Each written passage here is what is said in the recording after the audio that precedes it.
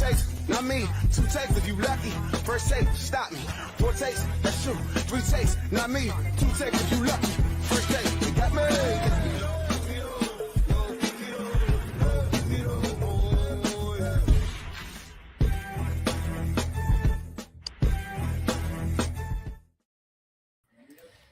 Hey, welcome back to the Cobb and Dash Show for the first time in about 7 months now. I guess that's when the season ended. So, yeah, welcome back to the Cobb and Dash Show. A new year is upon us. Cobb, how are you feeling, buddy? New year, you feeling good? You feeling like going back to your championship ways? I think so, man. It's something about, it's August 1st. Once August hits, it just feels like it's football time. Something about the change of the month. Literally today, we had a draft a few weeks ago.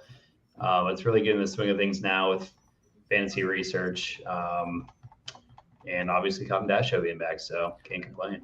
Feeling good. I know we've been talking about getting the Cobb and Dash Show back up after all these trades have been happening over this offseason. It started off, I think, after we'll get into it in a little bit, but after you and I had a little disagreement back in like February or March, there was kind of like a lull, and like there wasn't like any moves, or there was like no comments at all, fantasy wise. Every so often you get people saying, "Oh yeah, he's so and so's on the block," and then so we'll get into the commish drama that ensued in the beginning of the off season. So yeah, we have 2 new owners. One is Michael Yaglu. Well, we already introduced our last owner, Zach Barrich, who took over Ruben. Zach plays in a lot of fantasy leagues with a bunch of us. Him and I go back to our Lansing days. He knows a lot of the owners in the league, and he's flying up. First draft, his inaugural Basement League Plus draft, he's flying up for it, man. It's coming Labor Day weekend. Those prices for Labor Day tickets aren't the cheapest things, so it's a big move for him to do that. Some people question his move that he made with Alex this offseason. We'll get into some of the offseason trades and stuff. And then the other one was a big one. We had the big departure of our guy Marcus Berry. It was sad to see him leave, but I think a lot of people know it was a good move for Berry to be out of the league. Wasn't our doing. He wanted out, and that's fine. That is the way it is. But Michael Yaglu, a guy he's a glue guy. He goes to pick up basketball with us. He goes out with us. He plays in our flag team with us. He's the heart and soul of our defense in flag. Ask anybody on Cobra Kai, they'll say Yaglu's the guy. Made a game-winning pass deflection this past Sunday. So the kids, right now, if I were to buy Yaglu stock right now, it's soaring. You're gonna get it at a high price right now. You should have bought it a couple months back. Because since then, he's a new Basement League Plus owner, freaking soaring in flag, dominating during pickup basketball. This stock's pretty good right now, and he just turned 31, so he's in his prime right now, boys. But yeah, so we're lucky to have Yaglu in the league. Cobb, any notes, any tidbits you want to say about Barry, Yaglu, Barrage? Yeah, I mean, obviously we had the intro for Barrage, so I don't have much more to add. Super excited to have him in the league. Have had privilege of hanging out with him plenty when he's been up here, and already love the dedication of coming up for his first draft. Barry, obviously unfortunate. I think the writing was on the wall for a while now, especially after that Cup trade last year. Have a lot of things to say about that, but want to keep us on track. Super excited to have Yags. Obviously, like Dash said, he's been a mainstay for a while now, especially with joining Cobra Kai. Dash references amazing play to win a very, very tough, close game, an important game. Yeah. Just this past weekend, on the same weekend he was celebrating his birthday. So that's something that was kind of overlooked. Yep. So being able to come out and do that's great. Obviously, pick up, and from what I've heard, he enjoys fantasy. We'll get to some of the moves that were made, and had some people questioning it, but I think both of us can vouch that he's going to be a good owner. So. Yeah, we had both new owners. I mean, I give him credit. Like Alex really targeted the new owners, and both new owners, they made moves coming in. I mean, that they're learning their lessons now as to what draft picks, how valuable draft picks are, especially the early ones. And so I think they're gonna start to see it a little bit more. They're probably gonna be hesitant with trading with Alex ever again. So that's kind of a good thing for all the other owners in the league to see Alex being kind of blackballed by the 2 new owners. So that was kind of nice. But yeah, I'm going to say one thing about Marcus Berry, and we had the tribute video already a couple months ago. Good riddance. I'm going to miss him as far as I miss having him around. Anyone who knows the history of Barry, he's gone. Like, he doesn't really hang out and talk to us anymore. Very weird stuff, but wish him the best. I'm going to miss him as a trade partner. He was very easy to talk trades with. I never strong-armed him, as some may think I did. I did give him Devontae Adams and Tyreek Hill for a 20th round tender. That's pretty damn good. That's who two of the guys Yeglin's keeping. So those are good. Those are good. Probably some of the best value in the league, thanks to me. But I'm gonna miss having him around. Miss having him throw in like draft picks in our trades and stuff. So it's gonna be tough to adjust, find new trade partners. But there's one guy in the league that I'll be targeting from now on until Kingdom Come. So I'm excited about that. But yeah. So I wanted to get into something. I mentioned it earlier on. Back in March, there was a little bit of some drama that started off the offseason. We were talking, everyone was spitballing ideas, and I kind of went a little too far with threatening to quit the league because I didn't like an owner that was a rule that was being talked about, proposed, whatever you want. It wasn't really being proposed, but it was being talked about. I just didn't like the idea of it being proposed or even discussed. So I threatened to quit the league. And in doing so, I upset my co-commish, Ryan Cobb. And I'm sorry for the way I handled myself. It was very classless the way I handled myself. We appreciate the work you do as a co-commish. You put a lot of work into this league. You're obviously a mainstay. The Cobb and Dash shows, named after you and me. And so since COVID, you've really been a top dog in the winning the league and also doing so much for the league as far as the Excel sheets. You just do a lot for the league. I think anyone notices that, but I apologize for the way I handled myself, and we hope that you can stick around as a co-commish, and I believe you are going to stick around as a co-commish, but we really would love to have you stay as the co-commish, Cobb. Yeah, no, I appreciate it. It's very big of you to come live on the Cobb and Dash show to apologize, bury the hatchet, put it behind us. It was, it was just, unexpected. That just shows the respect that we all have for our commish. We have a good comment section going on now. Dude. I've been laughing at. Wow. So it's, but no, I appreciate you apologizing. I think I only bring This is the best Cobb and Dash show I've ever had. This is key, like breaking news. We need like a sideline reporter. Wow. Oh yeah, no, I propose rules that I think will benefit the league. I understand that I'm a part of a keeper league that some people aren't a fan of, but I'm only going to bring rules that I truly believe could help. I'm not going to push an agenda or anything like that. And again, I'm just, trying to make this league better every day. But I appreciate the apology. I accept it. I kind of wish so many trades didn't go on when I was in my off duties, because there's a lot of updating to be done to the spreadsheet, but we'll be done. Maybe we can hire Barry to do that to help pay for his rent. Give him his buyout fees back. I wouldn't want an Excel spreadsheet from him. Let's be honest. I don't know if he knows how to use Excel. Yeah, I don't think so. He'd probably use Paint. He table and Word. Yeah, that'd probably be tough to come by too. Probably a little paint, paint out a little square, like at the old little drag the box, and like to add text to it. Oh, I just saw the Gently Evicted. Oh, you didn't see that? Oh, yeah. Wow. Let's just say when you leave the basement league, things start to come down, crash for you. I've heard some wild stories about people who've left the league who have gone to a dark path in life. This is yet another victim of that.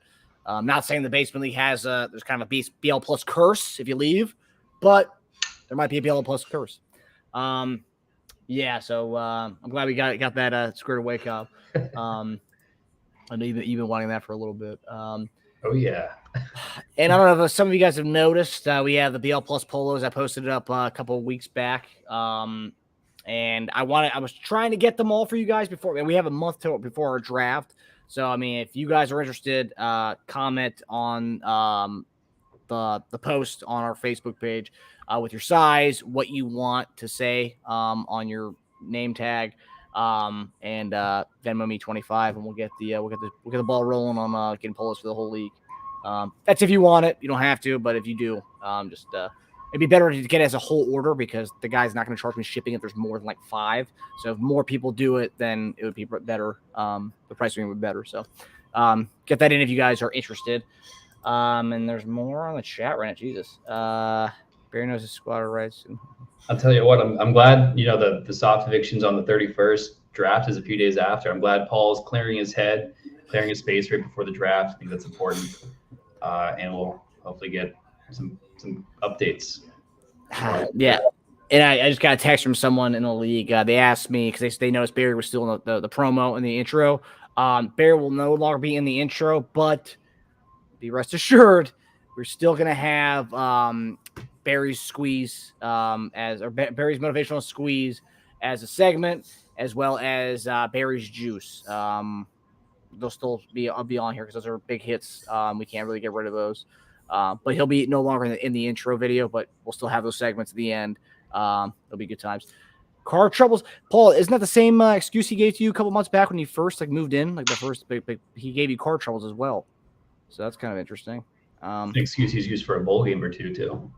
Yeah, he's used that before too, Paul. He didn't come to one of the bowl games the morning of because he said he had some kind of car damage, and then but then he took a picture of it to try to prove it, but there's a shit ton of snow in the background, and it was hot like that Thanksgiving too, so it wasn't there's no chance. It was before that or something. You've been in the car with him with car troubles too. That I have that I can verify for sure. that happened that day. That's true. Good point. Taylor says it's amazing. I'm kind of glad he's out of the league. He'd be paying Paul with picks and players to make it for rent money, and Paul will definitely take advantage of that. Paul's made the joke about it a few times, and they always say if you joke about it, there's a hint of truth to the joke. So I'm glad Paul can't be in that position of strong arm Barry for some rent and pick swaps.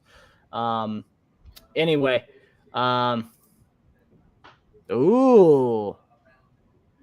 Yeah, Penny wants to run better. You know what? Your GM deserves his fantasy season, dude. The Penny needs the spot, dude. Totally understand. But again, if you wanted Polo, comment on the post. Yeah. Okay, so we're gonna get into some of the before we get to the offseason moves, we're gonna just address this a little bit.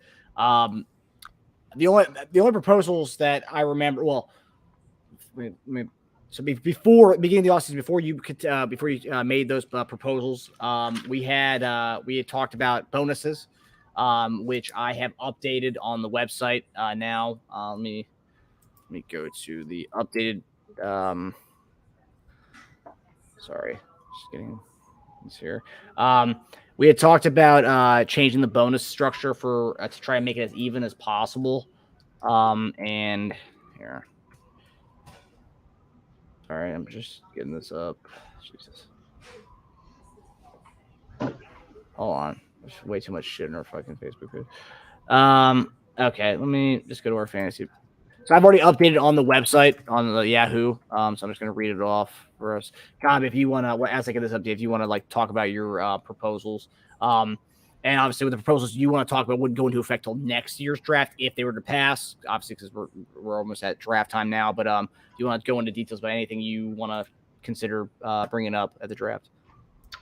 Yeah, I mean, I think they were kind of talked into the ground a few months ago, but I honestly forget, and it was hard to scroll back down in the Facebook group. Well, I think you retracted the whole the round the keeper round thing. But the one that you were really big on was the 3 IDP positions, or eliminating it and going to two defensive players, then also eliminating our draft to go into 19 rounds instead of 20. Yeah, I got that one. So yeah, my first one was just reducing the overall roster size, or just making some sort of changes. I think our rosters are huge already.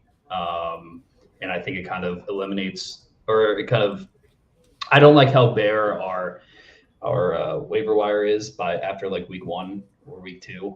And I think a lot of people have shared the same sentiment on that.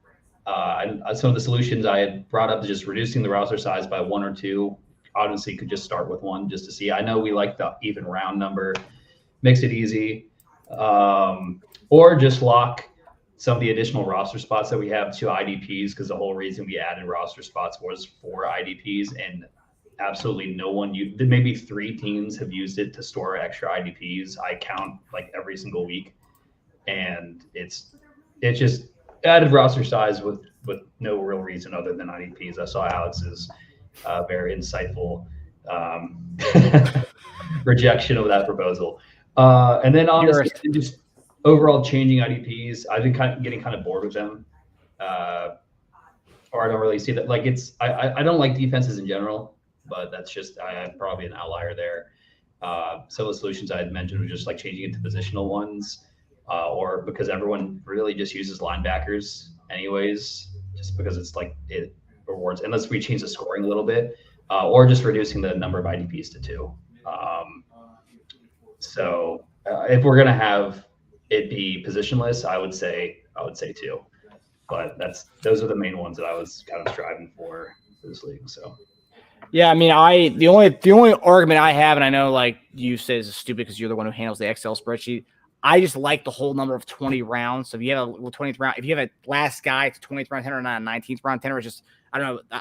For some, maybe it's the retarding me, but I think that like I like having a whole number as that last pick. I don't really like having a 19. It just feels odd to me. I don't know. I mean. How many rounds does the NFL have? it's an odd number, right? That's 7. Yeah. But no, I mean, I guess it's technically cleaner, but yeah, I don't see that as being a strong enough reason against it. And I also, again, if we locked the additional spots to IDPs, that's fine because it's the whole reason we added spots to begin with. Yeah. But they're not being used for that. And just the waiver wire was already pretty bare. And it just got even worse with the introduction of IDPs. So. Okay, so let's say we are gonna lock spots. So let's say we keep 3 IDPs, but let's say we have how many allotted spots should be? Would you say 5? Yeah, so 3 starters and 2 bench. Okay, that I'm all right. I'm all right with that because we have to do this. We did this during the COVID years where we had the we were monitoring teams for stashing 2 guys in IR, right? Wasn't that the whole? Yeah. And the penalty would be if you don't have, it would be $5. You get like some warnings and stuff. That's the only thing is like that way is, I mean, it keeps it at 20, but it's more manual on our part to keep everybody honest, and we're gonna have to implement the same penalties. The $5 a week for everybody who keeps an extra person. You get like a warning to start, but after that, it's nothing. Okay. Yeah. That's fine. I mean, we've proven that we can be a good self-regulation league on that kind of stuff before, and that's what the COVID years helped us with. Yeah, I'm fine with that. I like having 3. So if like people didn't want to, if people wanted to keep the 20 and keep it 3 and move to D line, linebacker, DB. I mean, I don't know. I just feel like it allows more freedom with the defenses to be able to draft. You want to go 3 DBs, you can go 3 DBs, or you can go 1 DB, whatever. But I just like the freedom aspect of that. What if we kept it as 20? Do we even have an IR spot? We have 1 IR, don't we? 1 IR spot. I mean, does that even matter? I mean, that doesn't really matter. I mean, no, because I mean, you can. That's not really impacting. Yeah, it's not really impacting the roster. I get like that when someone gets injured, you can put them in the slot and then pick up somewhere else with waivers, but that's pretty temporary. But I'd want to keep IR. I think everybody's been pretty good with having the IR spot. Yeah, no, I agree. I think that could be a proposal, but I think IR doesn't really do anything. I mean, that doesn't. What the problem you're talking about, the IR has nothing to do with that problem. Yeah, that's not what I'm. Yeah. Yeah. So, okay. So yeah, I guess this stuff we can bring up at the draft. Sorry, I'm just trying to find the numbers. I had numbers correlated with the no,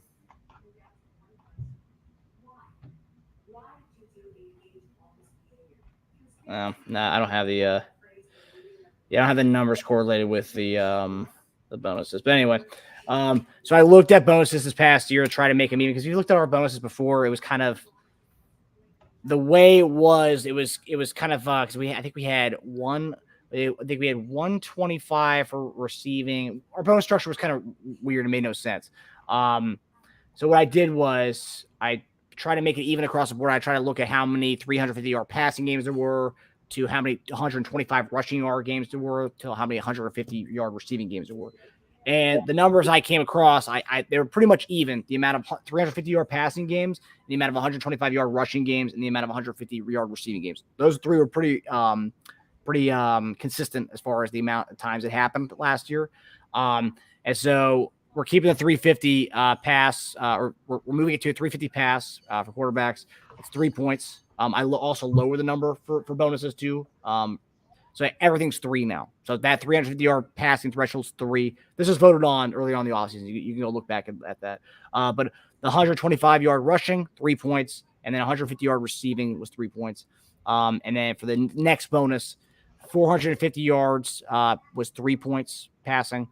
200 yards rushing was 3 points, and 200 yards receiving was 3 points. All three things happened at a pretty similar rate last year, which is interesting. So that's all 3 points. So that's the bonuses. Kept everything at 2 bonuses each for each position, and then also at 3 points each. So those are the updates. Everyone, we voted on that one. Just making sure you guys all remember that that's what we voted on.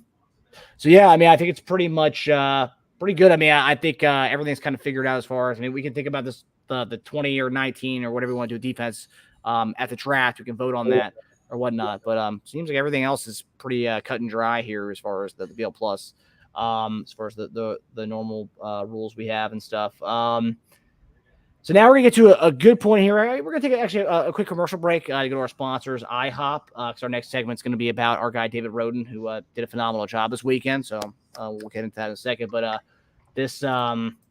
this is a commercial break for our sponsors, IHOP, the home of the stack. Make sure you guys go out to IHOP and get some pancakes. Pumpkin pancakes are coming back in about 2 months. No, about a month and a half. September 15th is when the pumpkin pancakes come back. So, yeah, so make sure you go home, IHOP, and get a stack for Christ's sakes.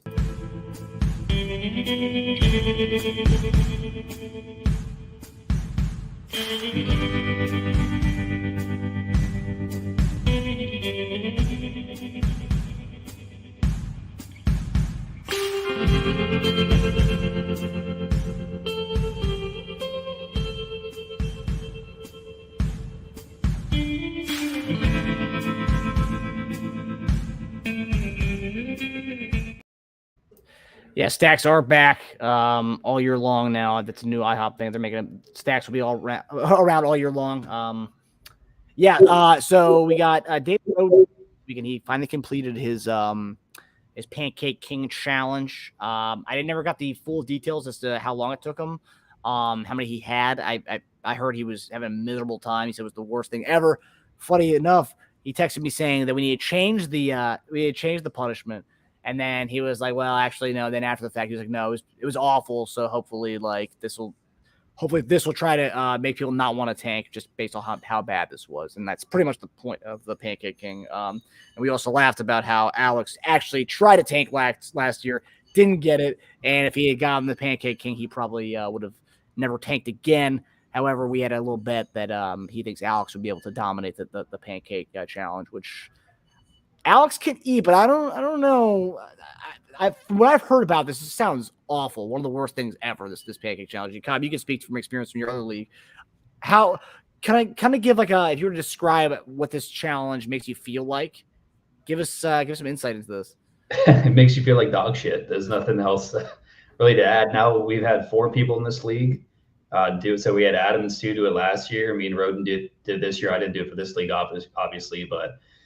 No, it lives up to the hype. It was brutal. I did 19 pancakes. I was there for 5 hours. And you get in there just wide-eyed, you feel unstoppable, or at least I did. Crush the first 10 pancakes in 20 minutes. And then it was just downhill from there, man. It's just the texture starts getting to you. Your body just starts to reject every single bite of pancake that you try and take. I saw Roden kind of mix up the strategy, going with gluten-free pancakes, going with some fruity pancakes. I'm interested to see how that worked out for him. I stuck plain the whole way, mixing up the syrups here and there, but it was brutal. Did you? I don't know. I see the hot dog challenge. They dip the buns in the water. Did you end up doing that with the pancakes or no? No, mainly because those things are all sugar, and I'd imagine they just evaporate right away. But it's true. I thought about it.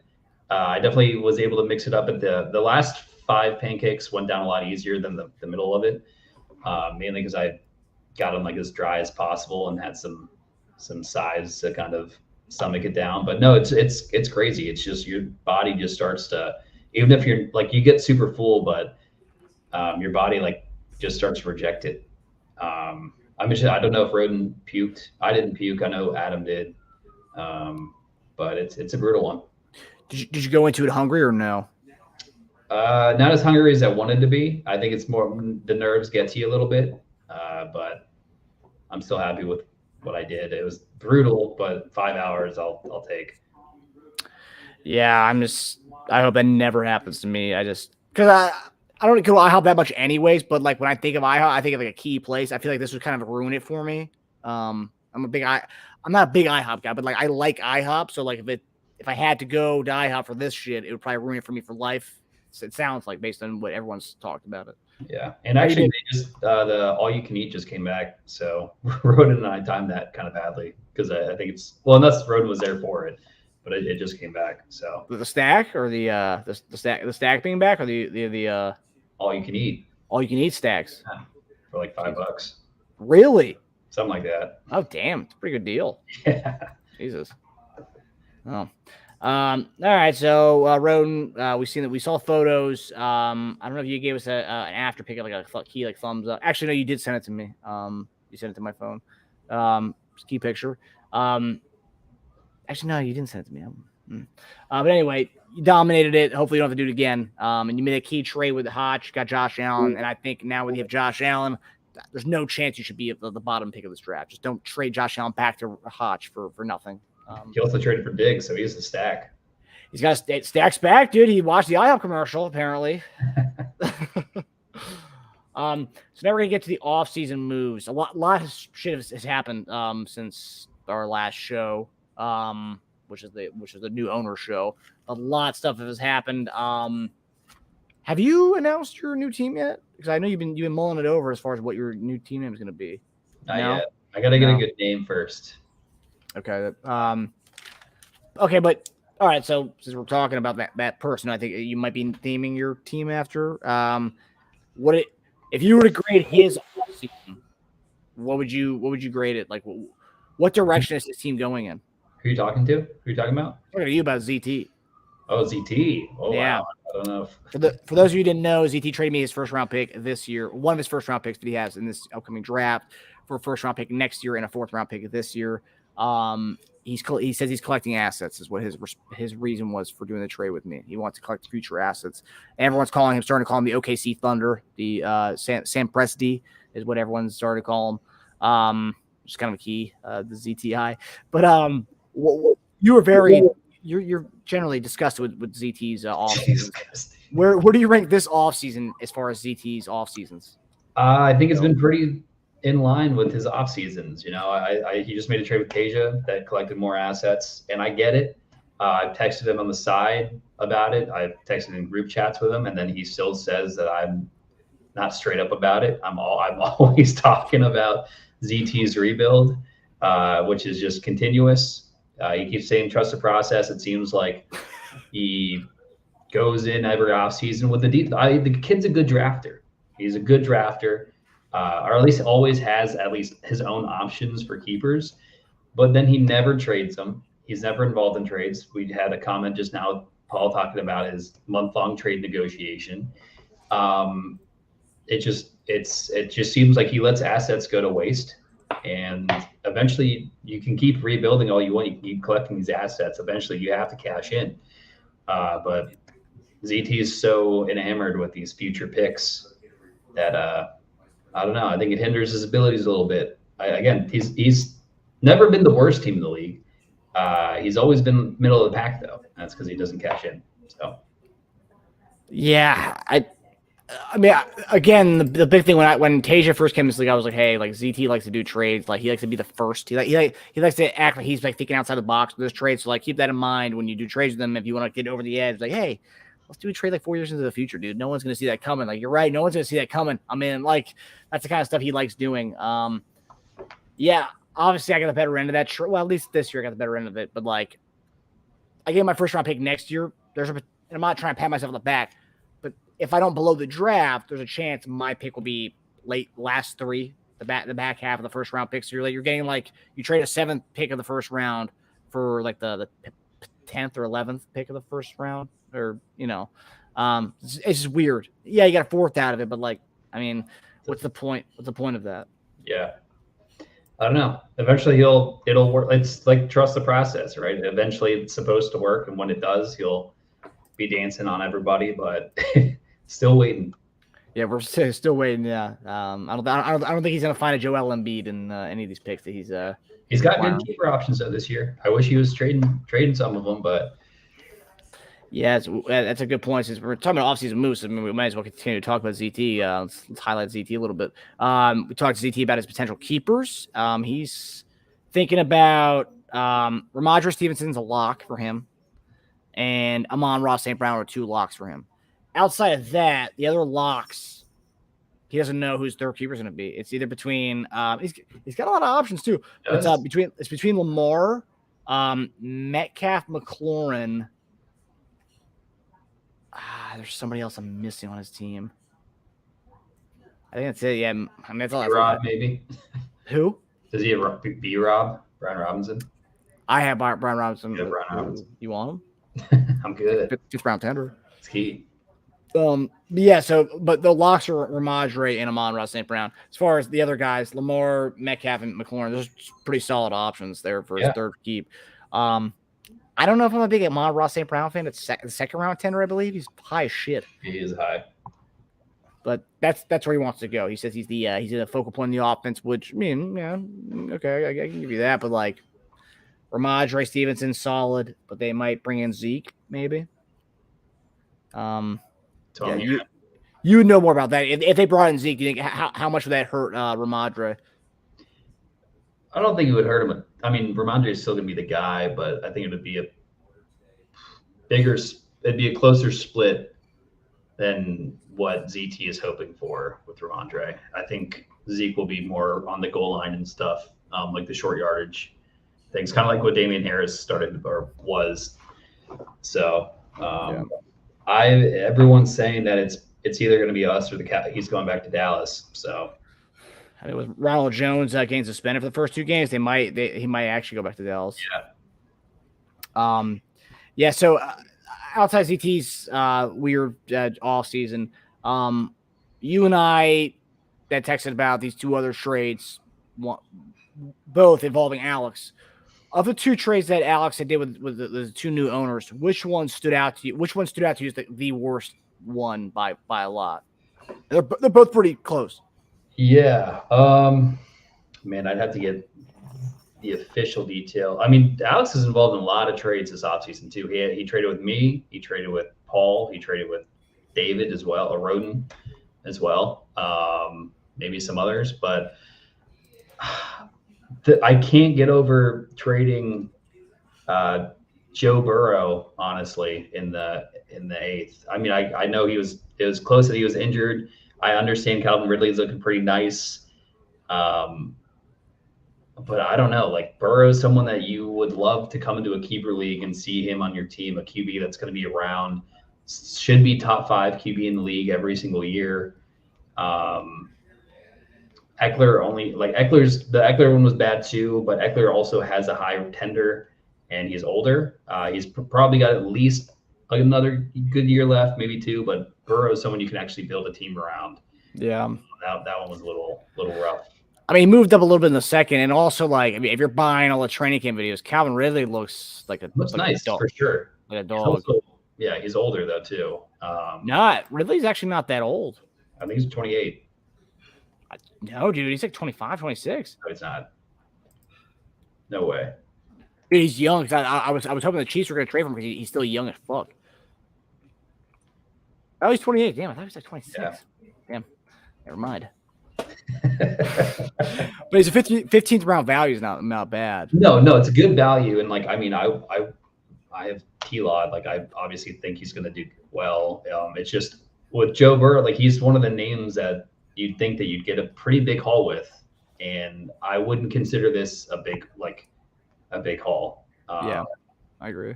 I think he undersold, is basically it. I think he undersold more than the Eckler, barely, but I thought, yeah, I don't know. But again, I mean, I have all the faith that Barrett will be fine. So Yeah, Bears is very upset. I told him to kind of get used to the doggings, the lambastings that happen in this league. He was very upset at me after I called out his awful trade. But I honestly do think that, you know, Yaglu might have outshined him with the horrendous trade. That Eckler trade was pretty bad. yeah, 7th is not great. Not at all. And then one person that I kind of want to shine a light on a little bit is our guy Stu. The trade that he did with Paul, the Keenan Allen one, or no, was that Paul or was that Alex? It was probably Paul. The Keenan Allen one? Uh, I think that was Paul. No, Yeah. I think it was Jacobs. yeah, well, Because- Paul and Alex was the Jacobs one. Yeah. So Paul traded Jacobs to Alex. But that was after Paul had traded. Paul traded Alex or traded Stephon Diggs to Alex, and then Alex traded Stephon Diggs to Road. Okay. I don't like Stu keeping Keenan Allen. It's just like, and then I think he did get traded Chubb to Paul. He did trade Chubb as well. Some are saying what's going on over there because people are saying that he's going with the Hurst Devontae Smith. He's going with a stack. Remember, we always big thing we like to talk about the show is stacks, right? And we like to talk about what is a stack. And a number 2 receiver with your quarterback's not really a stack. That doesn't really go on there as a stack. AJ Brown and Hurts would be a stack. But Devontae Smith and Hurts isn't really a stack, and you're going to keep a non-stack? I don't know. Yeah, I mean, I Devonta Smith still killed it last year. I get what she said, and he did get a 4th and a 6th. Stu got a 4th and a 6th with Devontae Smith With Devonta Smith when he traded Chubb. So he traded Chubb for Devontae Smith and a 4th and a 6th. Yeah, and he also traded his 9th, but yeah, It's not bad. That's actually not bad. yeah. No, I get where his head's at. He's all in. Yeah, if he's the Keenan Allen one's an interesting keep. Yeah.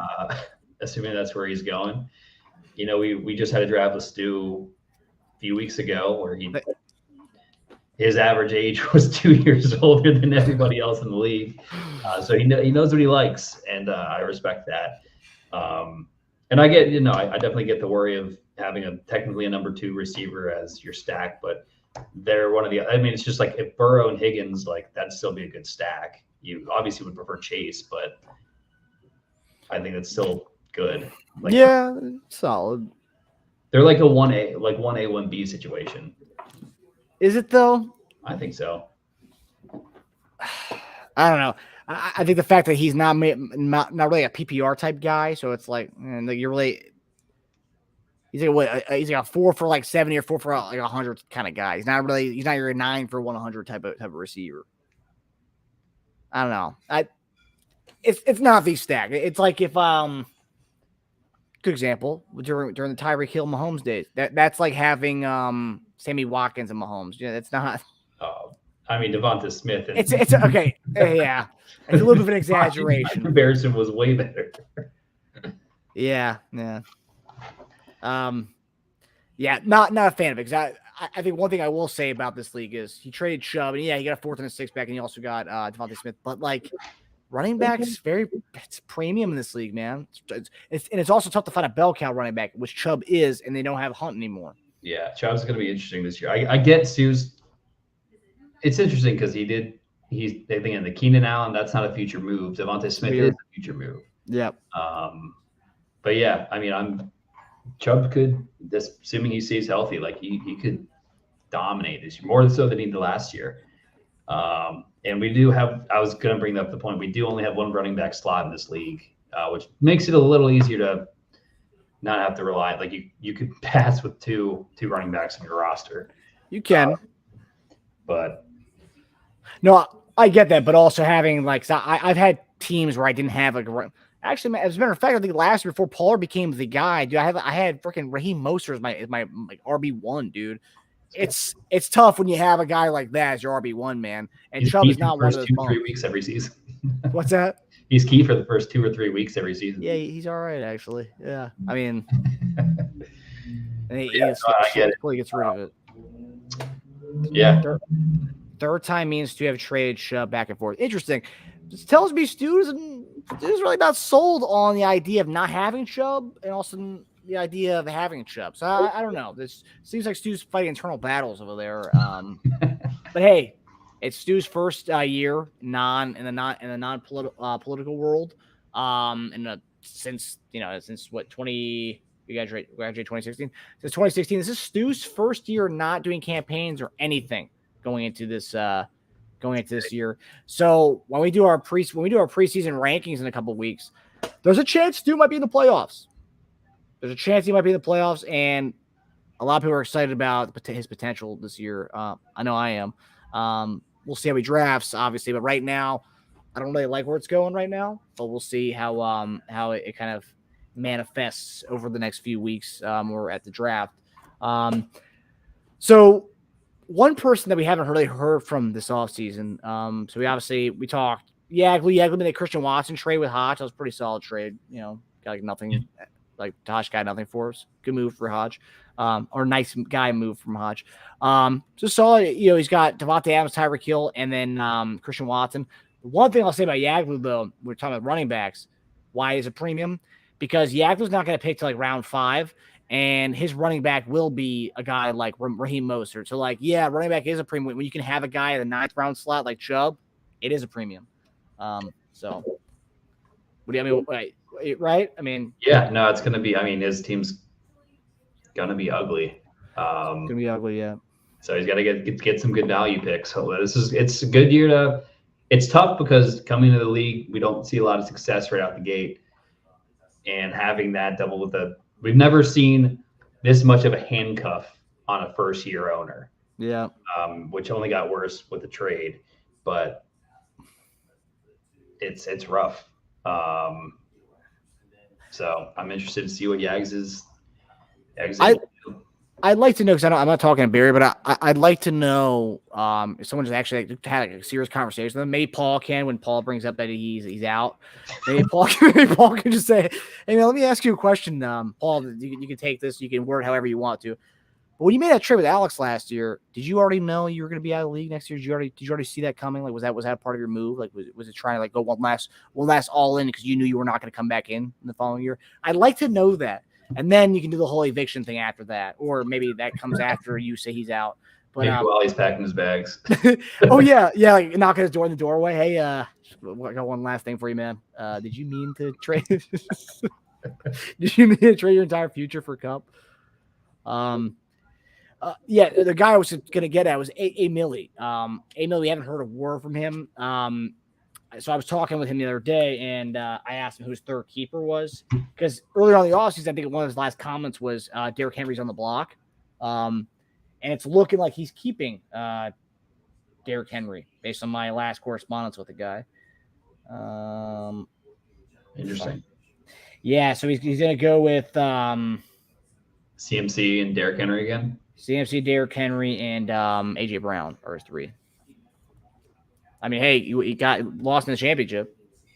Yeah. I mean, he's one DeMar Hamlin hit away from winning potentially. Maybe. This is true. Yeah, I mean that's what he probably did. But the thing is, this isn't the NFL where he's getting fired. It's his team. Yeah. I think it was more of a personal financial situation that he was dealing with. But nevertheless, he freaking paid us the next 2 years. I mean, that's, man. Oh boy, doesn't make any sense. Yeah, there's a lot. It's like if I went all in on a poker table and walked away from the table, not even giving myself a chance to win any of it back. Yeah, we could definitely do a Common Dash or BL Plus special on the downfall, the demise of him. That'll be something in the future for sure. Yeah. So A. Millie, haven't heard from him. If he doesn't make any moves, where do you realistically have A. Millie? Which I don't think he's going to make any moves. He says he might, but I don't know who's going. pretty much everyone's done with making moves. I think everyone's done enough Yeah. already. Yeah, I mean, the thing about it is, I mean, obviously CMC is fantastic. He was dominant with the Niners. It's just his two of his keepers. They got to stay healthy because those are high investment keepers too. Keeping your first and second round, with no real. I think he has. I mean, like last year, he's going to have all of his picks. I think everybody else has multiple picks in some rounds. Yep. Adam. I mean, I guess again, it worked for him last year, but I'd probably just on the surface probably have him middle of the pack. I think CMC is going to be great. I don't really know how Derrick Henry is going to do this year, which maybe I'm just playing myself. But obviously AJ Brown's great too. He's had AJ Brown he drafted AJ Brown, so Yeah. he's been a believer since day one. So I don't know. Middle of the pack is just nothing that jumps off the page saying that he's going to be back in the championship, like for sure. So definitely competitive, but Yeah, he's one of those guys where you could easily see him in the playoffs and not in the playoffs based on the way he's drafted. Because he had some drafts in the past where you went too cowboy heavy and just didn't work out for him. King Henry's one of those guys. It's like I think in the last few years I've waited for him. Oh, he's gonna be done this year. Like he's done. Like he's done. And then he missed a few games here and there, but he's still solid. And so he's third round tender. Henry, third? I think he's second. Second, oof. Just first and second round out the gate done. That's what I'm rough. saying. I mean, if we could get some sort of combination between there's Adam and then there's ZT as far as the spectrums of assets go, like pick assets, if we can just get them to meet in the middle, they'd be great. Yeah, there needs to be a little bit of like an in between the two of them. Yeah, and you get yourself a perfect owner if you get some of that. Yeah, you might find yourself a title between the two of them. You might maybe one day. So another person that I wanted to bring up was our guy, Roden. So we talked about his pancake stuff, his special. So he's got Josh Allen and Diggs. Who's his third guy? Waddle. So it's pretty much Hotch's team from a hybrid of Hotch and who had Diggs last year? Paul did, yeah. Yeah. He doesn't have his first round pick. I think he has 2 seconds, maybe. Maybe. Or did he trade all that to get that Josh Allen? He traded 1-1 and he also traded for Dalvin Cook, I'm pretty sure. What? Or he got Dalvin Cook in that trade. Oh, okay. But it's tough for sure to not have the 1-1 because you're gonna have honestly, we've talked about it offline and a few owners we've talked about it. This is one of the best top 3 to 5 draft we've had in a while. Yeah. Usually everyone's kind of the same. There might be a surefire 1, maybe surefire top 2. But the first round seems pretty good this year, and it's rough. But I mean, Roden has great keepers to fill out a squad. Josh Allen, Diggs, and Waddle is great. But he's keeping Diggs in the second, so he's not going to pick him for the third. Oh, yeah, that's right. It's kind of like an Adam situation where I'm interested to see how they fill out the roster. Based on what he's told me, so this trade was pretty much a trade for to reset hit for the future. So after this year, obviously he's trading the 1-1 this year, but after this year, he's got Josh Allen round 11 or whatever what he is. 13 maybe. And then you have Diggs second round, and that's also a weird situation too. I don't know what he traded for Diggs, but that's a weird murky situation in Buffalo brewing over there. But nonetheless, you have the stack, and you have Waddle who's still young. He'll get his money I think next year or the year after that. So you have at least 2 guys who are solid. And Waddle's late round tender, 7th, 6th. 7th. I think he's 7th. So Waddle 7th, and then Allen late. Okay, that's great. That's a good building block as far as next year. I think Roden will be in the bottom 6 again. Roden also doesn't have a third, unless he got it from Yeah, he'll be in the bottom 6. I mean, no doubt. Unless Josh Allen has an MVP type season where he's getting 50s every week, big possibility of that. I mean, I like where Roden's headed. I hope he doesn't do what he normally does in the middle of the season. He just changes his whole roster. It's dude, you wasted your draft this year. Stick with the team that you have and let it go to next year with at least Allen and Waddle, Diggs, whatever. But keep those 2 on your team. I think he had Allen at one point too, didn't he? I mean, Allen got tossed around a lot. That doesn't make any sense, man. ZT originally had him. Oh God, Jesus. And then Hotch, our reigning champion. What? So he's got Justin Fields, Jamar Chase, Justin Jefferson. And then he's going to draft Bijan Robinson. Yeah. Rumblings, I'm hearing that he's going Bijan Robinson. I don't know for sure, but based on what I've heard, he wants to go Bijan Robinson number 1. So if you were thinking about getting Bijan at 2, 3, or 4, you weren't going to get him because Hotch is planning on getting him. But based on the projected receivers that are going to be in this draft, it's a huge fall off after the first receiver that's taken, which I think it's going to be Cooper Kupp. Don't know for sure. But after that, huge fall off. It's honestly crazy. So if you are in the top 3, you can snag Cooper Kupp and you're set. Ooh, or somebody else. I don't know what Alex is going to do. I do know what he's going to do. Little piece of shit.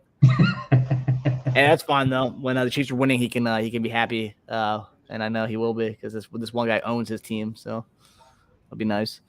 Am I missing anybody else or somebody else we should be talking about? Taja's team's kind of interesting. Doesn't really have any flashy names coming to mind besides CeeDee Lamb. He's keeping Alexander Madison, and who's his third keeper? I don't know. Who did he keep last year? I don't think he's keeping any of those guys. Taja's in the chat, so maybe he can fill in. Yeah, maybe Cam Akers. No way. Dude, he might be in. Oh, it's right. He made a trade with Hodge, one of the early offseason trades, Kenneth Walker. Oh, true. Whew, that groin injury is not looking good. Yeah, I mean, it's the theme with running backs in Seattle. Interesting. But based on what Carroll said, though, it doesn't seem like they're too like scared about his injury, so he'll probably be fine. Yeah, but he's also the worst at giving updates. That's true. There's a lot of if I were him, go get Travis Homer in round 5, get your handcuff situation. Yeah. Your keepers. Let's give some touch up on that. You didn't really make any offseason moves, correct? No, I traded for Trevor Lawrence.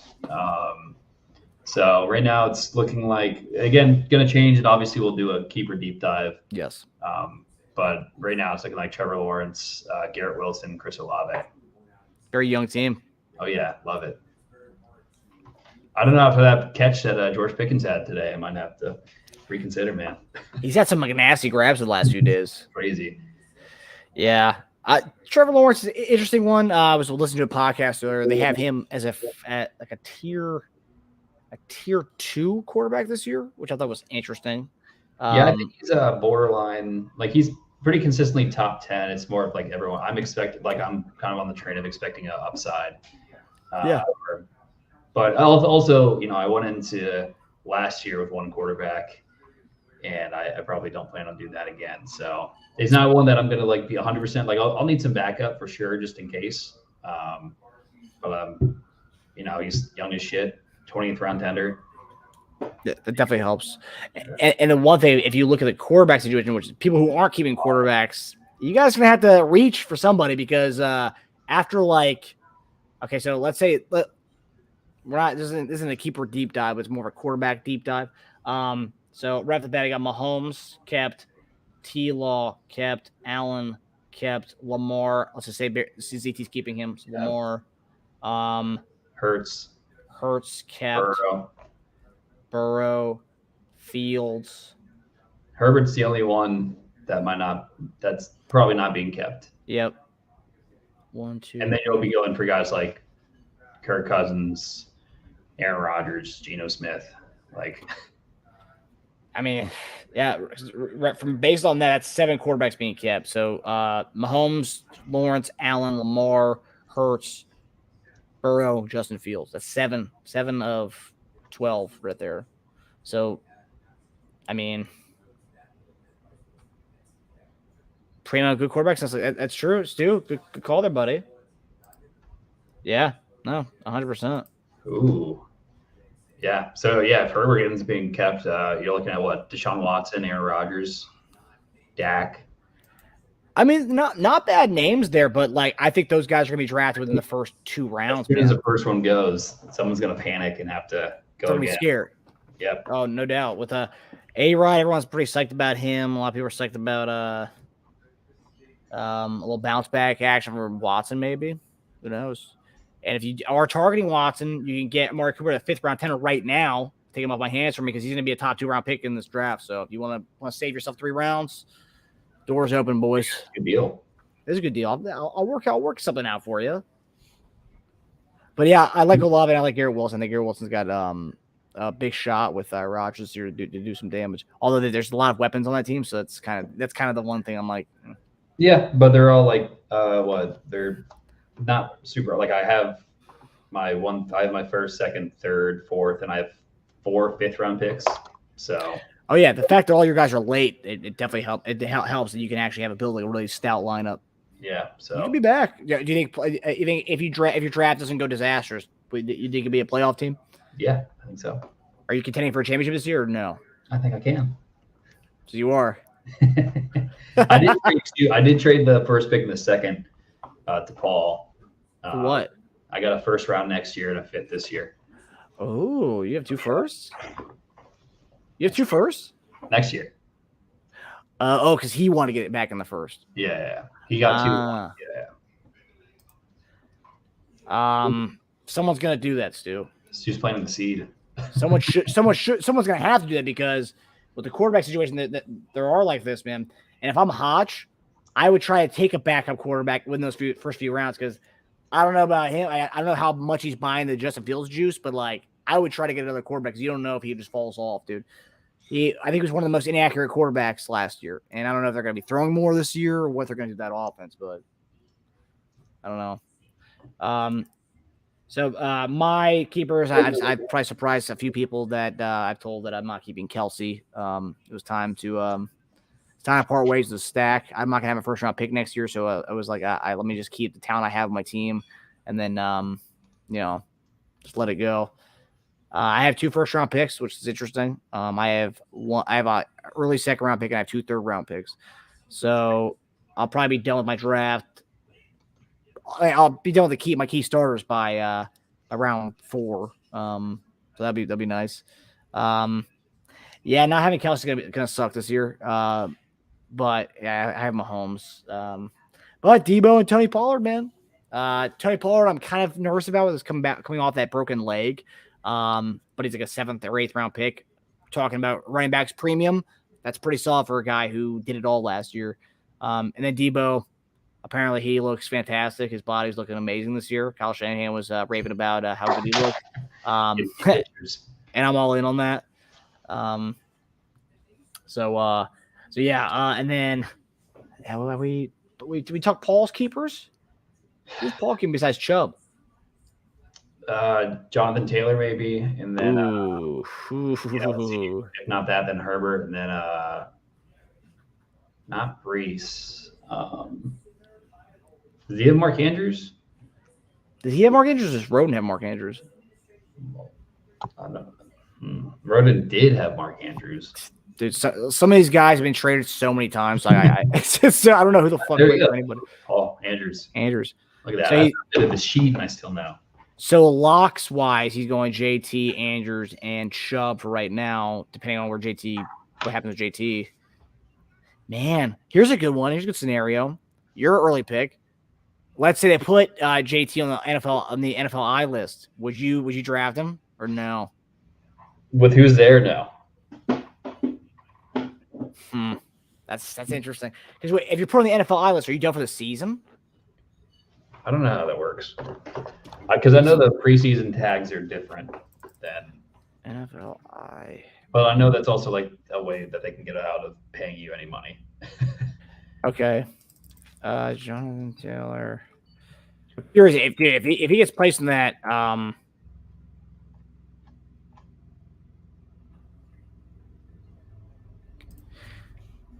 NFI list. Let's see.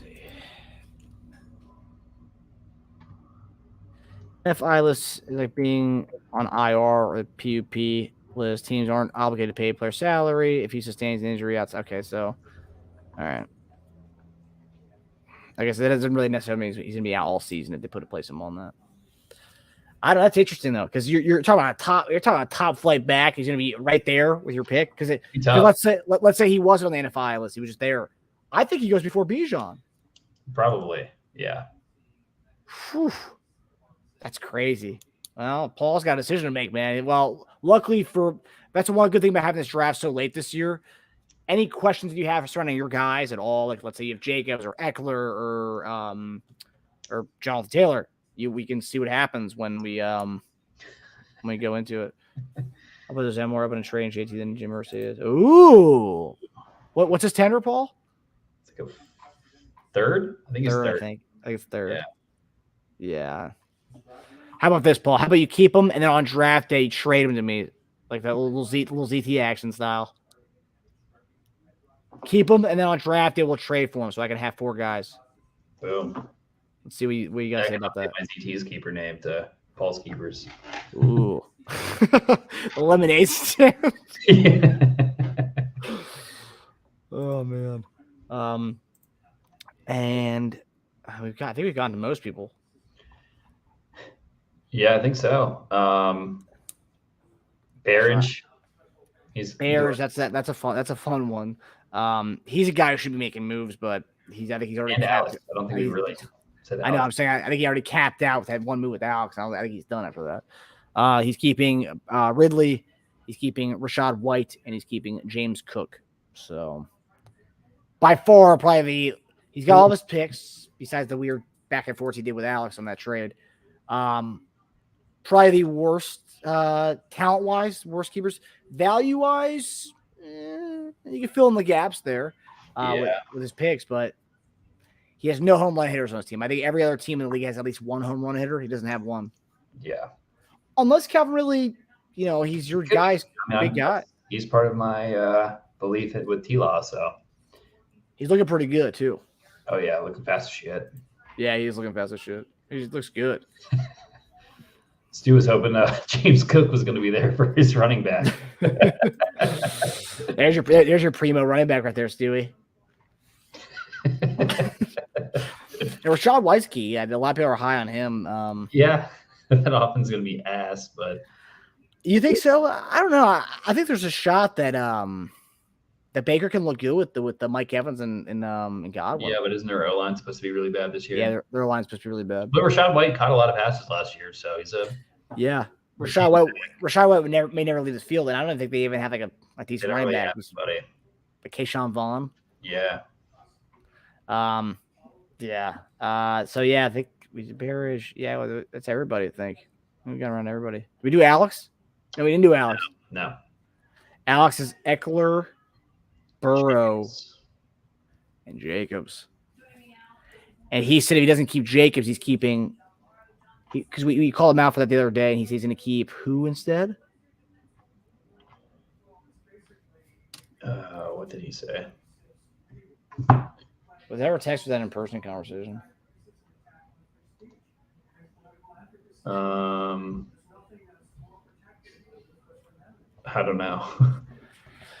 I was actually looking at his this was a couple of weeks ago. I asked him, was like, hey man, what picks do you have? Because I was assuming he had a shit ton, and he actually doesn't have that much, dude. I was like, what is your here? Send it to me.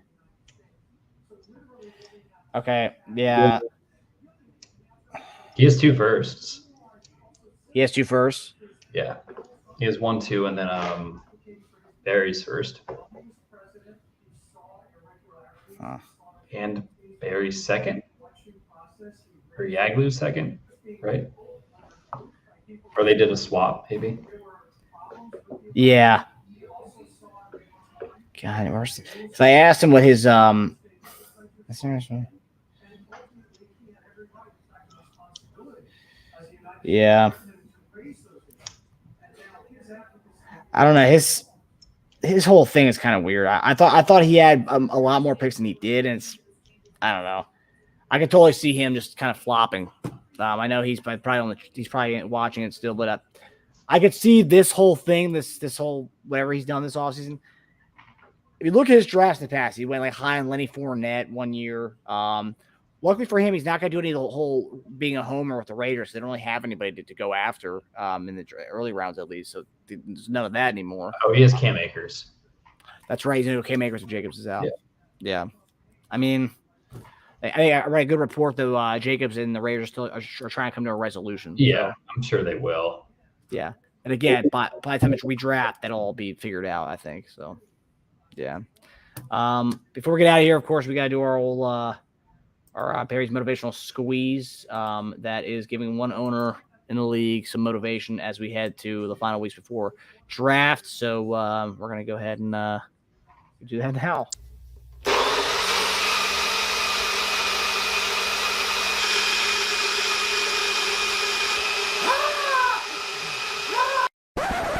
This is why you're fucking holding back, and I'm tired of the BS.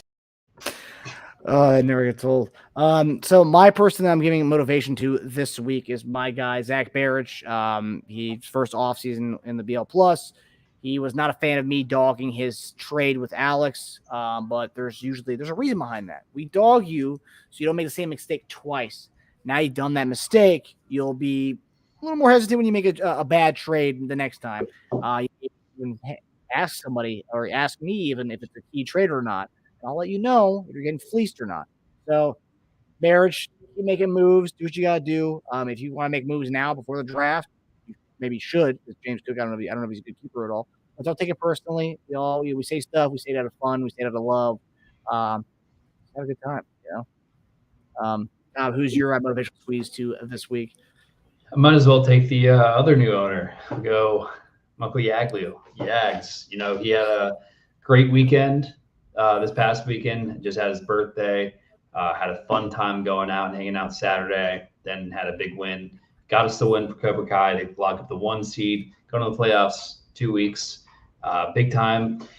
Similar to what you said about Barrich, you only get dogged, so we make sure you don't make that mistake again. You came into the league. We thought you had you kind of already knew not to make any dumb moves as an owner. You're pretty hesitant. You were talking to us on the side, making sure that everything was going right. You were making everything made sense to you. You were clarifying a lot of things, and then you went and made that trade with Eckler. Again, not the worst thing in the world, because I don't even know if you could have kept him. I don't know what Barry's picks are right now, but still not the best first move, especially with someone that doesn't have a pick until round 5. So this doesn't sound motivational at all, but no, you're heading in the right spot. Happy to have you in the league. This is just going to be a great learning experience. Everyone's going to be really interested to see what kind of team you're able to put together with the draft that you have. I think you have what it takes. We know you're a grinder and you're here to stay. So excited to see that. Yeah, the one good thing with both the new owners, I don't think we're gonna have to replace them. I think they're gonna be solid owners for us. Yeah, everyone's made taking their lumps in this league as far as trades and getting fleeced by owners. Just keep your head in a swivel. Excited to have. I don't know if everyone knows this, but we'll have all 12 owners at the draft, and we just said this week it's gonna be at Cobb's place on his rooftop. And if it rains, we can go to his apartment. He's got enough room in there for all 12 guys. But yeah, really looking forward to the draft this year. It'll be awesome to see everybody. Of course, all 12 of us in one room. It's gonna be dangerous. And then going out afterwards, whoever's going out, it's gonna be a fun night, boys. But yeah, we hope you guys enjoyed Cobb and Dash show. We'll see you guys next week. Or we'll try to get an episode in next week. We'll try to get an episode in every week from here on out until the season is over. So, all right, guys. Well, hope you guys enjoyed the episode. We'll see you next time. See you, Cobby. Take care.